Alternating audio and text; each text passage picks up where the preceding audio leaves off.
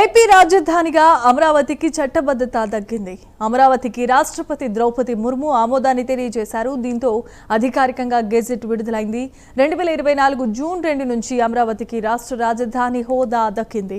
ఇందుకు సంబంధించిన ఏపీ పునర్విభజన చట్టం 2014ను కేంద్ర హోంశాఖ సవరణ చేసింది. ఆ బిల్లుకు పార్లమెంటు ఉభయ సభలు ఆమోదాన్ని తెలియజేశాయి. దీనిపై రాష్ట్రపతి ద్రౌపది ముర్ము సంతకం చేశారు. ఏపీ పునర్విభజన సవరణ చట్టం 2026గా చట్టరూపం ఇచ్చారు.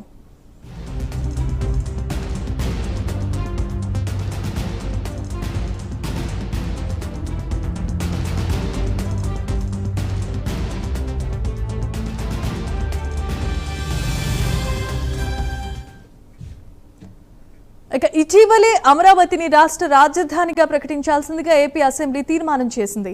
ఈ తీర్మానాన్ని కేంద్రానికి పంపించగా ఈ క్రమంలోనే ఏపీ పునర్విభజన చట్టం సెక్షన్ 5(2)ను కూడా సవరించి 2024 జూన్ 2 నుంచి అమరావతిని ఏపీ రాజధానిగా గుర్తింపునిస్తూ సవరణ బిల్లులో చేసింది.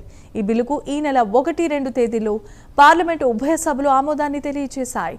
ఆ తర్వాత ఆ బిల్లును రాష్ట్రపతి ఆమోదానికి పంపించారు.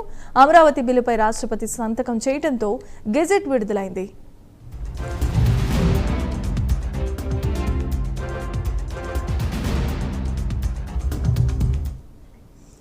సిఆర్డీఏ చట్టం కింద నోటిఫై చేసిన ప్రాంతాలన్నీ అమరావతి కిందకే వస్తాయని ఆ చట్టంలో స్పష్టం చేశారు. భవిష్యత్తులో ఈ అంశంపై ఎలాంటి వివాదాలు రాకుండా స్పష్టతనిచ్చారు. రాష్ట్రపతి ఆమోదంపై ఏపీ ప్రభుత్వం హర్షం వ్యక్తం చేసింది. సీఎం చంద్రబాబు నాయుడుతో పాటుగా మంత్రులు, కూటమి నేతలంతా హర్షం వ్యక్తం చేశారు. చిరకాల స్వప్నం ఎట్టకేలకు నెరవేరిందన్నారు. ఏపీ ప్రజలందరికీ ఇది చారిత్రాత్మకమైన దినముగా ప్రకటించారు.